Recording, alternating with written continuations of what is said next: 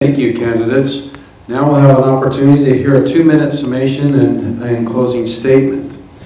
I believe that you'll find that there are basically two groups of candidates on the stand.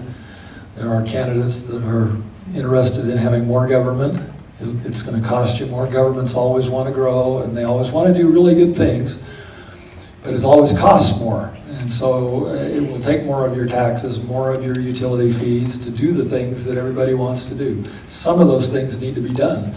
All of them probably don't need to be done. So, and the other group basically would like to administer your funds and your business in the most efficient way possible. My commitment is that I believe that in participating in the discussions, I can bring another view, a view that tends towards maintaining as much freedom as we can for everybody in Orem, maintaining essentially the freedoms that we enjoy while accomplishing the things that we need to do in Orem. In order to do that, I believe we need to have an open and transparent government. We need to know what's happening. When we put our city council members under non-disclosure agreements so that they can't talk to us, we elect them, we pay them to do our business with our money, and then we put them under non-disclosure agreements so that they will not be allowed to tell us what they're doing. I believe that's wrong.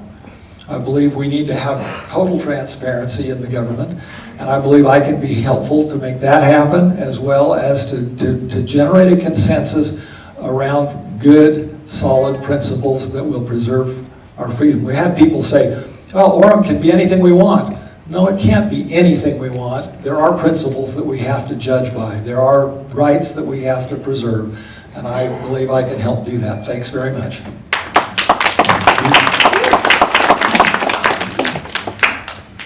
Ladies and gentlemen, I think it comes down to selecting council members that have a vision for Orem and that can find ways to be collaborative to help secure that vision. I was struck this last weekend with an emphasis of the importance of families and how critical it is to maintain the integrity of families. And I think there is no greater saying or slogan for Orem City than Family City USA. As I envision the future of Orem, I look for those things, the what can we do as a government and as a community to further strengthen our ability to strengthen the family. What can we do in our schools? What can we do in the areas where we play, where we bring families together to recreate, to enjoy the parks, to go to storytelling, to go to CIRA, to go to Health Center Theater? What can we do to better improve the neighborhoods that we live, to make them safer, to make sure that kids can get to school, that we have sidewalks, that we have safe bike lanes, that we have access to the different aspects that make it safe for us to live in our community. I am so grateful for many of the things that we have here in Orem. I love that we have street lights at night. Many people were opposed to that, but when I look at how it's affected our crime rate and how it makes our city stand out in the night as a good, safe place, I think that was a great move. How can we as a city government let the light of Orem shine to where we as families can rally around each other, where we can volunteer, where we can help each other, when we can enjoy these great amenities here in Orem City that helps this be the best place to live, to work, to learn, to play, and to volunteer. That's my vision for the future of Orem.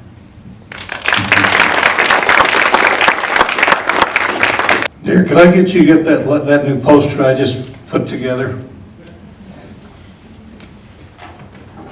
Here's one of the reasons it's important for you to elect people who think the way you think. This is your city council at work. We've had a proposal put forth by the city manager to raise your utilities $562 for the next 5 years. It's in the approved budget book. There are other taxes there. You can see where the school district is going to have a vote on a $36 bond next year. You can see that you get to vote on a BRT tax increase that's on your ballot today. You probably got it in the mail today. Most of you did.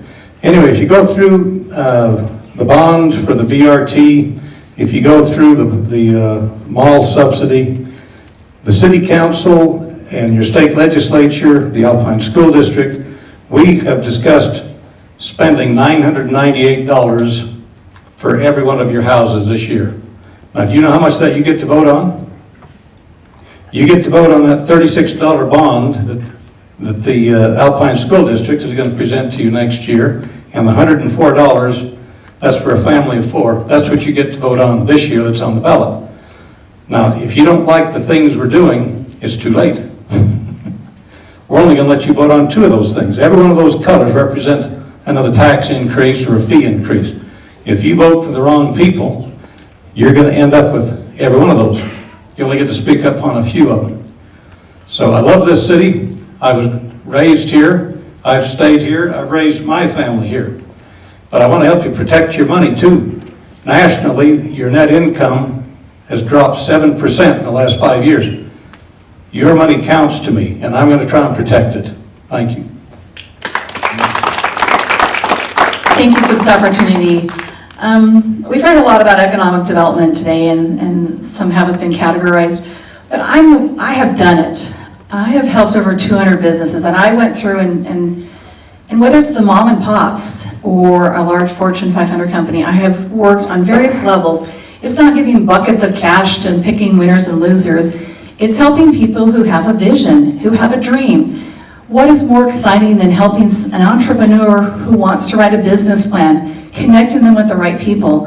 My husband and I once were painting the dressing room for a retail establishment. We were there because we wanted to help her open on time.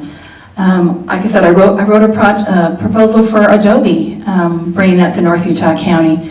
And when it didn't come to my city, I still lobbied that it stayed in Utah County because I knew the value of those jobs.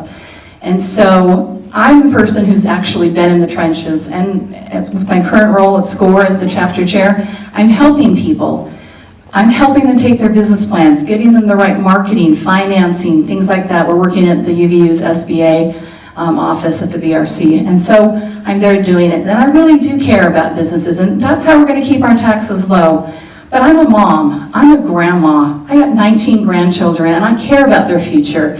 I want them to have great recreation, I want them to have great art opportunities, I want them to have parks to play in, but I want them to have good jobs someday so that if they want to stay here, they can. And so I'm going to work really hard. And you heard me at the beginning say, I know how to balance a family's budget. I have 9 children. It wasn't cheap, and it's not cheap, and I will always use that as a basis. How will this affect a family's budget? I'm not going to be raising taxes all the time. I'm not going to be voting to increase fees. I'm going to be looking at that for the lowest possible way, because I don't want to impact your budget. If you're on a limited income, I don't want to put you on a problem. So thank you so much. Sam, please.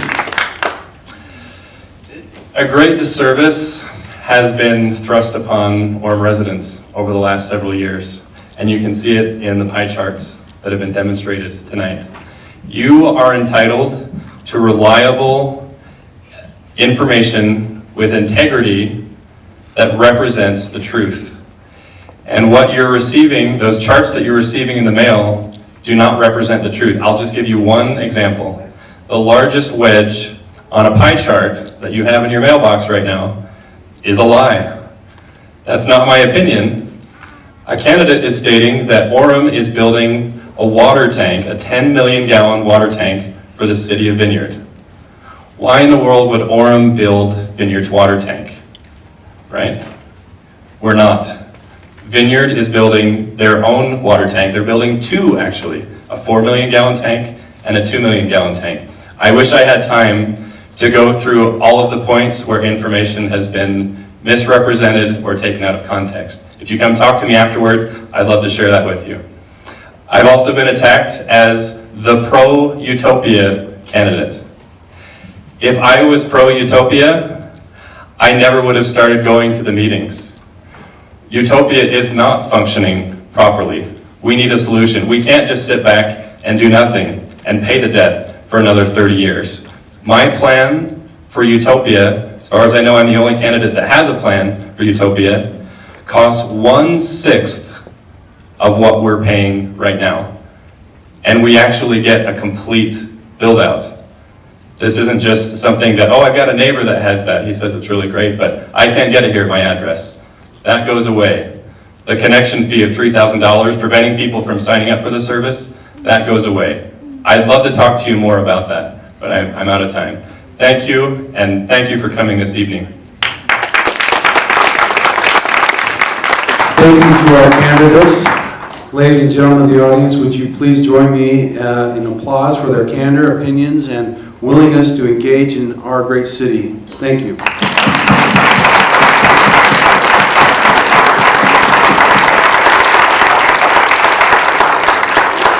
Ladies and gentlemen, let me also thank you for your attendance and participation in tonight's event.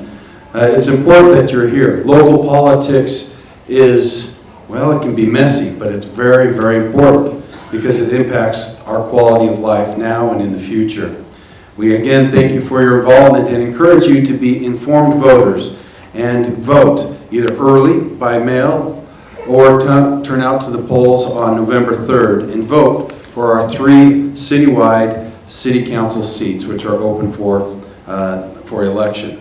We also like to thank the Sierra Theater for hosting tonight's event, and also the many Orem City employees for their efforts in making sure tonight's event was prepared and running smoothly. Finally, we thank the Utah Valley Chamber of Commerce for its role in helping sponsor and promote tonight's event. And I would be reluctant if I'd be remiss, if I did not thank my great assistant, Jenna Harmon, who did a wonderful time on the clock. Would you join me in giving her a round of applause and appreciation? Again, we thank our candidates, and we also invite our candidates to go to the room next door where their booths are, where you can ask them individual questions and any follow-up questions that you may have. We again thank you for being here and ask you to travel safely and to be kind on our roads tonight. Thank you. Good night.